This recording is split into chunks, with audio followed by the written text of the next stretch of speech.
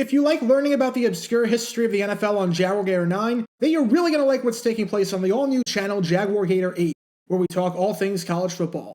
The first official published video coming 2 weeks from now on Monday, February 21st. And now, on with our feature presentation. Picture this. You just won the Super Bowl. You've just reached the absolute pinnacle of your career in the NFL, and have pulled off the greatest accomplishment in your life. All the years of pain and sacrifice and hard work to get to this point have paid off, and you are now an NFL champion, with nobody ever being able to take that away from you. What's the first thing you do to celebrate? Do you A, hug your teammate, B, do a happy dance, C, fall down on your knees and praise God, or D, find a gun on the field and return it to a police officer? The last option seems weirdly specific, and seems like something that shouldn't even be a possibility. However, if you chose option D, congratulations, because we've got quite the story for you today. We've talked at length about how disastrous the Rose Bowl was for hosting Super Bowls before, as I talked about how much of a train wreck Super Bowl XIV was from a parking perspective and a crowd control perspective. You can learn more about that by clicking the card in the upper right corner.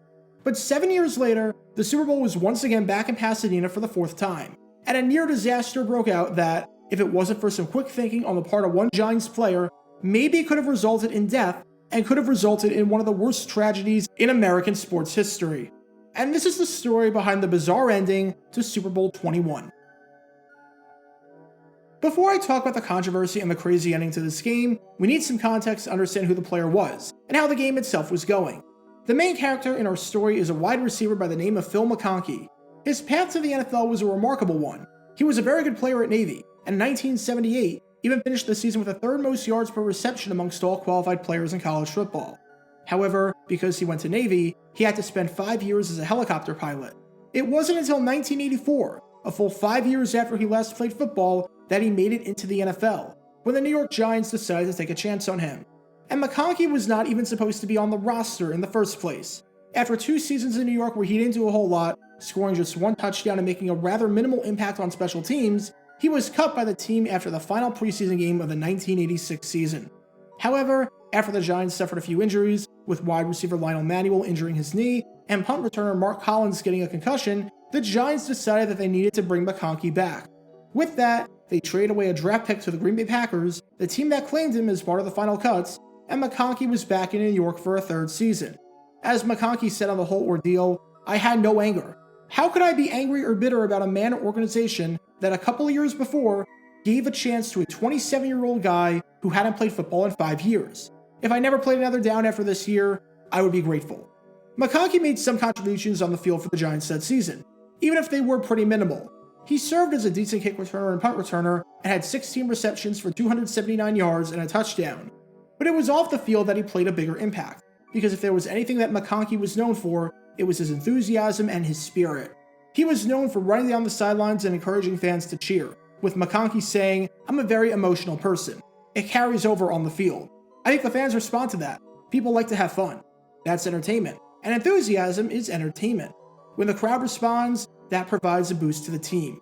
And as the Giants made it to their first Super Bowl in franchise history, little did he know that he was about to make the biggest impact both on and off the field in his entire career. January 25th, 1987. We're at the Rose Bowl for the championship of the 1986 season, as this was Super Bowl XXI between the New York Giants and the Denver Broncos. Whoever wins this game not only wins the Super Bowl, but wins their first Super Bowl in franchise history. I'm not sure how many people had Phil McConkey on their radar entering this game as the X factor if the Giants were going to win their first championship since 1956. But McConkey picked quite the time to have the best game of his life. Because when the lights shone at their absolute brightest, McConkey, after everything he had been through just to get to this point, answered the call and then some. Let's jump ahead to the 3rd quarter. After the Giants entered the halftime break trailing 10-9, it seemed like the momentum was finally starting to shift their way after Phil Simms hit Mark Bavaro on a 13-yard touchdown to give the Giants a 16-10 lead. Then the Giants defense kept that momentum out of the locker room going, as they forced a 3-and-out. A really nice punt return here, especially with the Broncos punting inside their own 20-yard line, would help out a ton. Phil McConkey is back there, and sure enough, he follows his blockers and takes it 25 yards down the field and well into Denver territory. This was his longest punt return of the season, and man, what a time to get it, especially because the great field position allowed the Giants to get a field goal courtesy of Raul Allegre to make it a 2-possession game at 19-10. As a side note, if you want to learn more about the career of Raul Allegre, click the card in the upper right corner. But the good times continued for McConkey, because on the ensuing drive, after the Giants forced another 3 and out, they had a chance to all but end Denver's chances at a comeback. On second down, with the Giants just past midfield, they go deep into their bag of tricks and draw up a flea flicker. Phil Simms takes the snap, hands it off to Joe Morris, who then pitches it back to Simms, who hits a wide open Phil McConkey for a gain of 44 yards. A valiant effort by McConkey to try and dive into the end zone there, even if he comes nowhere close.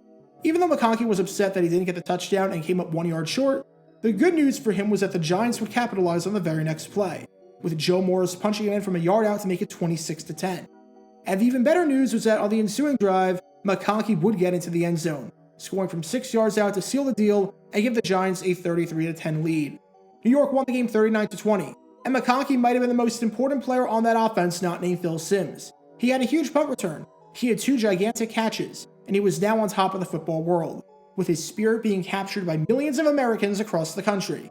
And he celebrated the win in about the weirdest way possible. There were many different ways that Giants players celebrated winning their first Super Bowl in franchise history. Some decided to celebrate by famously dumping Gatorade all over head coach Bill Parcells. Some decided to celebrate by bringing their kids down from the stands and having them go on the sidelines, giving both themselves and their kid the opportunity to soak in the moment. Because while being able to celebrate with your teammates is nice, to be able to celebrate with your teammates and your family simultaneously is even better. Some decided to celebrate by carrying their coach off the field, and some decided to celebrate by dancing like there was no tomorrow.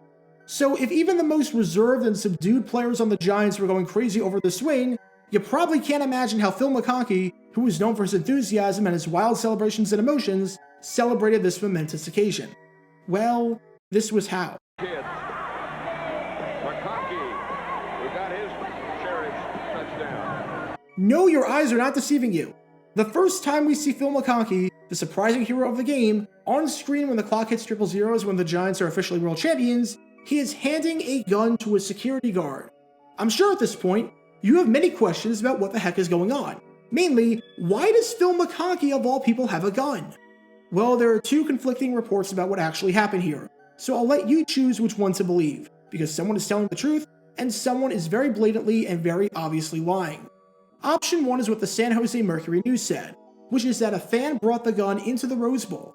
When the Giants officially won the game, even though there were a ton of security guards, some fans were able to make it onto the field. It wasn't a lot of fans, which is surprising, because something like this seems like an all or nothing sort of deal, where either no one gets on the field, or there's a giant stampede and there's nothing you can do about it. However, you can clearly see one of the fans a few seconds after McConkey hands the gun over. I'm fairly sure a person in a yellow shirt, jeans, and a white ball cap that is giving McConkey a pat on the back is not supposed to be on the field. One of these fans brought the gun onto the field during the rush, with the source saying the guy was carrying it in plain view. I can't tell you what kind of revolver it was, but I believe it was either a .38 caliber or a .357 Magnum. After an officer spotted the man with the gun, the officer immediately grabbed the suspect, to which the man dropped the gun and fled back into the stands, and was not caught. As the officer said, in a story that was confirmed by one NFL official, he got away. We don't even have a description of him, but we hope there is some film footage that we might look at. The guy was running with the gun out, like at Port Arms. Now you might be asking yourselves the obvious question of how a man was able to bring a gun into the Super Bowl of all places and get it past security. Even though this was before September 11th, and even though security was more relaxed back at Super Bowl 21 than it is today, you still couldn't go around bringing firearms into stadiums. That seems kinda obvious. However, if you're skeptical of this option, consider that if this is true and if this is what really happened, this is not the first time that a man brought a firearm into the Super Bowl. 3 years before, at Super Bowl XVIII down in Tampa, a man was able to successfully get into the venue with a gun. Fortunately, nothing happened, and no one got injured or got killed, and nothing was fired. But this kind of stuff wasn't entirely unprecedented at the Super Bowl back in the 1980s. If you want to learn more about that, click the card in the upper right corner.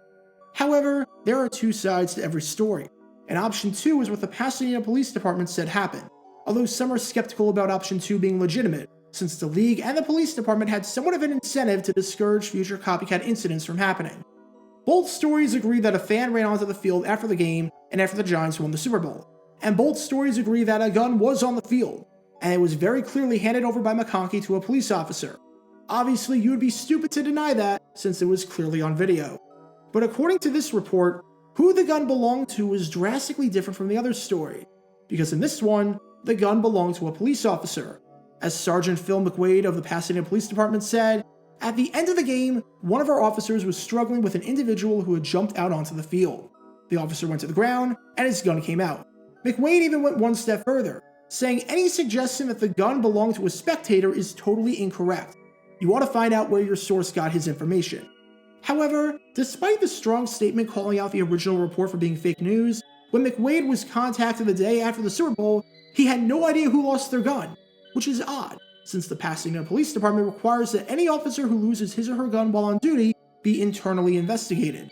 And losing your gun at the Super Bowl of all places seems like it would warrant an investigation.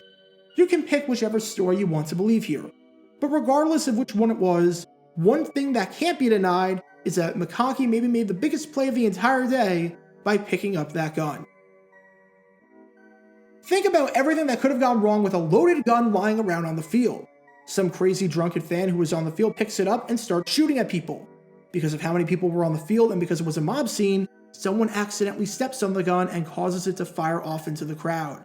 Someone who placed a lot of money on the game, or a really upset fan, finds the gun, picks up the gun, and starts shooting at the players.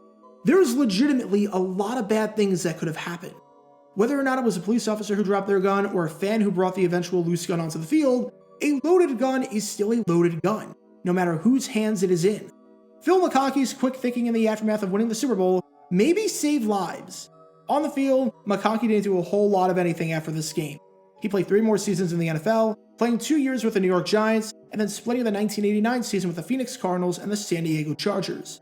Over those final 3 years, he never scored another touchdown, meaning that the fourth quarter grab he made at Super Bowl XXI to officially put the game out of reach was the last time he ever scored in his NFL career.